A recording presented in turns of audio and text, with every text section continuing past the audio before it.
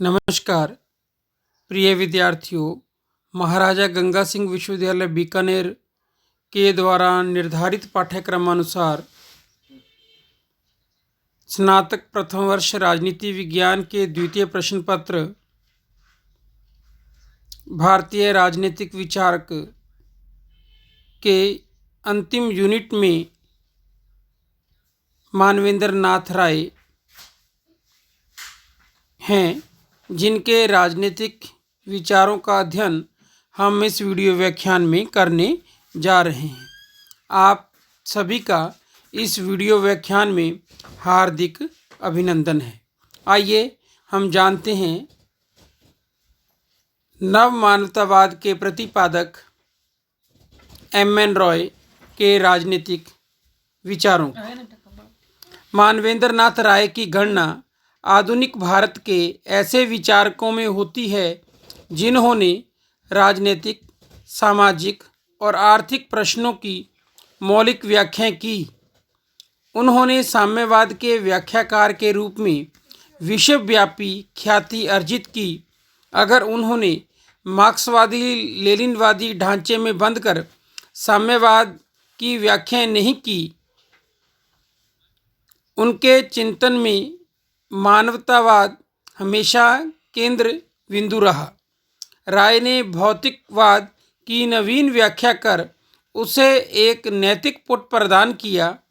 अपने जीवन काल में उन्होंने अनेक देशों की यात्राएं की तथा देश के स्वतंत्रता आंदोलन में भी वे भागीदार हुए। राय के राजनीतिक विचारों पर भारतीय वैदिक दर्शन, समकालीन राजनीतिक परिस्थितियां और मार्क्सवादी दर्शन का गहरा प्रभाव पड़ा। उनके राजनीतिक विचारों के अंतर्गत हम निम्नलिखित बिंदुओं के माध्यम से उनका अध्ययन कर सकते हैं। नंबर 1 है भौतिकवादी यथार्थवादी विचारक।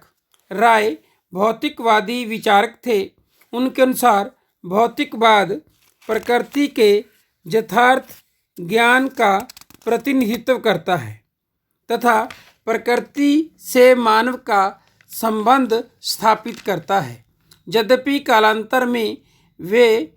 कालांतर में राय ने मार्क्स की द्वंद्वात्मक पद्धति को त्याग दिया, मगर भौतिकवाद को कभी नहीं छोड़ा।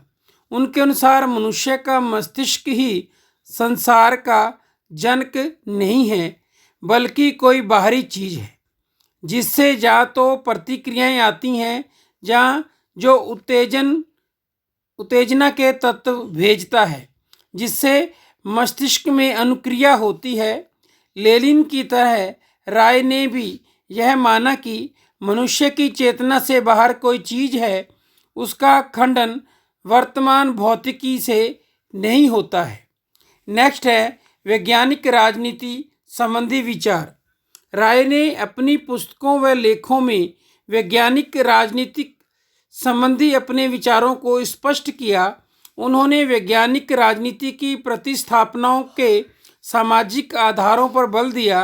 राय धर्म और अध्यात्म को मनुष्य के वैज्ञानिक चिंतन के मार्ग की बाधा मानते हैं और अपनी वैज्ञानिक राजनीति में मनुष्य के चिंतन को धर्म एवं आध्यात्मिकता के बंधन से मुक्त कर एक स्वतंत्र चेतना की स्थापना करना चाहते हैं। नेक्स्ट है मार्क्सवाद पर विचार। राय मार्क्स को एक मानवतावादी एवं स्वतंत्रता का प्रेमी मानते थे, इसलिए वे मार्क्सवाद को आर्थिक नियतिवाद की कट्टरता से मुक्त करके उसके मानवतावादी, स्वतंत्रतावादी तथा नैतिक सार पुनः स्थापित करना चाहते थे। प्रारंभ में मार्क्सवाद से प्रभावित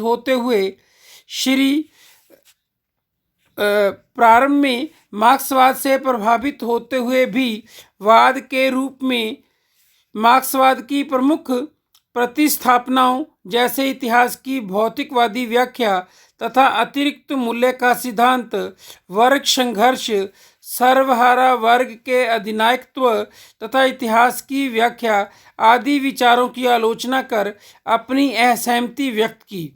उसने मार्क्स के विचारों को की उसने मार्क्स के इस विचार को कि राज्य विलुप्त हो जाएगा को एक भ्रांति और एक गंभीर असंगति माना। नेक्स्ट है नवीन मानवतावादी सिद्धांत। राय ने नवीन मानवतावाद का आधार भौतिकवाद एवं पद्धति को यांत्रिक बताया है। नवीन मानवतावाद मनुष्य को सर्वोच्च मानता है। इतिहास मनुष्य के क्रियाकलाप का लेखा जोखा है तथा समाज को यह अधिकार नहीं कि वह एक विशाल शक्ति के रूप में अपने को व्यक्ति पर थोप दे। राय मनुष्य को बौद्धिक व नैतिक प्राणी मानते थे। राय के मानवतावाद के मूल तत्व हैं स्वतंत्रता, बुद्धि और नैतिकता। राय के अनुसार मनुष्य स्वयं अपने भाग्य का निर्माता है। वह अपना भला बुरा अच्छी तरह से जानता है। राय साम्यवाद के स्थान पर पुरुषार्थ को अधिक महत्वपूर्ण मानते थे। राय ने अध्यात्मवाद को अंधविश्वास का प्रतीक बताया। नैतिकता को उन्होंने धर्म व अध्यात्म से ना जोड़कर विवेक व धर्मनिरपेक्षता के साथ जोड़ा। नेक्स्ट है व्यक्ति स्वतंत्रता पर विचार। राय के मानवतावाद का प्रेरक तत्व स्वतंत्रता है। राय ने स्वतंत्रता पर अत्यधिक महत्व दिया है। उसके अनुसार स्वतंत्रता के 3 स्तंभ हैं, मानववाद, व्यक्तिवाद तथा विवेकवाद। राय ने मनुष्य के आत्मविश्वास और आत्म सुरक्षा के लिए स्वतंत्रता को अति आवश्यक तत्व माना है। स्वतंत्रता से उनका अभिप्राय है व्यक्ति की अंतर्निहित शक्तियों और क्षमताओं की अभिव्यक्ति पर लगे प्रतिबंधों का खात्मा अथवा विनाश। उनके अनुसार राज्य को ऐसा कोई कार्य नहीं करना चाहिए जिससे व्यक्ति की स्वतंत्रता सीमित या प्रतिबंधित होती हो। उनके अनुसार राष्ट्रीय राज्य, समाजवाद व साम्यवादी राज्य व्यक्ति की स्वतंत्रता को किसी न किसी रूप में सीमित करते हैं। अतः विकल्प के रूप में राय ने संगठित लोकतंत्र अर्थात दल विहीन प्रत्यक्ष लोकतंत्र का विचार प्रस्तुत किया, जिससे सत्ता का विकेंद्रीकरण हो तथा स्वतंत्रता पर न्यूनतम प्रतिबंध हो। नेक्स्ट है राष्ट्रवाद से मुक्त विश्व बंधुत्व का समर्थक। एम.एन. रॉय राष्ट्रवाद को वर्तमान संकीर्णताओं का मूल कारण समझते थे। राय का मौलिक मानववाद मनुष्य को राष्ट्रवाद की संकीर्ण सीमाओं से मुक्त करके विश्व बंधुत्व की दीक्षा देता है। भौगोलिक सीमाओं ने मनुष्य के मन मस्तिष्क को दूषित किया है। राष्ट्रवाद भावुकता पर आधारित है। भावुकता पर आधारित होने के कारण यह किसी भी वैज्ञानिक राजनीतिक चिंतन का आधार नहीं बन सकता।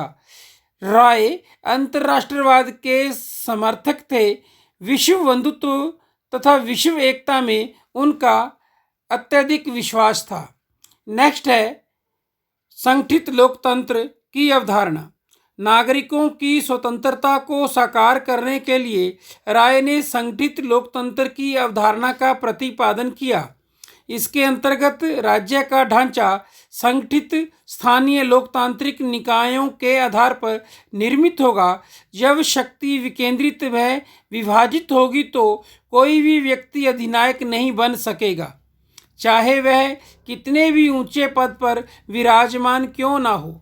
जनता स्वयं स्थानीय निकायों के प्रत्याशियों का चुनाव करेगी। राजनीतिक दल नहीं होंगे, मगर इस सब के लिए जनता प्रबुद्ध व सुशिक्षित होना अति आवश्यक है।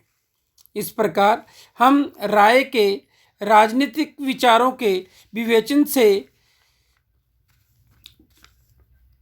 हमें यह जानकारी प्राप्त होती है कि राय आधुनिक भारतीय राजनीतिक चिंतकों में एक प्रमुख स्थान रखते थे, उनकी भौतिकवाद की व्याख्या व्यक्ति स्वतंत्रता की वकालत तथा नव मानवतावाद का सिद्धांत उनके मौलिक प्रतिपादन है। मगर इस महान विद्वान को भारतीय जनमानस में उचित स्थान प्राप्त नहीं हुआ, यह इतिहास की विडंबना है। धन्यवाद। Thanks for watching.